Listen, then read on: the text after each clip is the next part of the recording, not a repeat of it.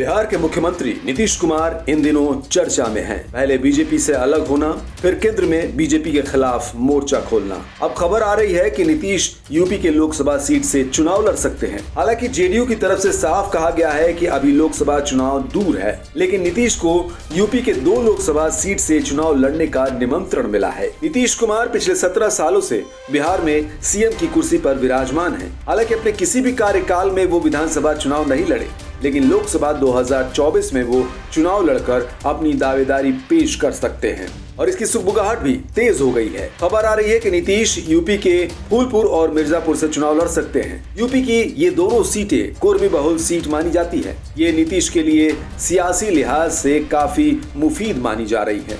UP की जिन लोकसभा सीटों से नीतीश कुमार के चुनाव लड़ने की चर्चाएं हो रही है, वे दोनों ही सीटें पूर्वांचल के इलाके की हैं और पीएम मोदी के संसदीय सीट काशी के आसपास हैं। साल 2014 में बीजेपी की केंद्र की सत्ता वापसी में यूपी की अहम भूमिका रही थी। सूबे की 80 में से 73 सीटें एनडीए के खाते में आई थी और 2019 में भी 65 सीटें उसे मिली थी।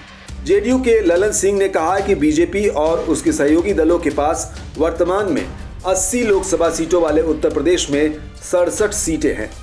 2024 के चुनाव में अगर अखिलेश यादव और नीतीश कुमार अन्य विपक्षी दलों के साथ एक मंच पर आते हैं तो बीजेपी को यूपी में 15 से 20 सीटों पर रोका जा सकता है। इसलिए जेडीयू के कार्यकर्ता चाहते हैं कि नीतीश यूपी से चुनाव लड़े। नीतीश कुमार अगर फूलपुर या मिर्जापुर में से किसी भी सीट पर चुनाव लड़ते हैं तो साफ संकेत है कि 2024 के लोकसभा चुनाव में सीधे नरेंद्र मोदी और बीजेपी को उसके गढ़ में चुनौती देनी है। इसका सियासी असर बाकी की दूसरी सीटों पर भी पड़ेगा।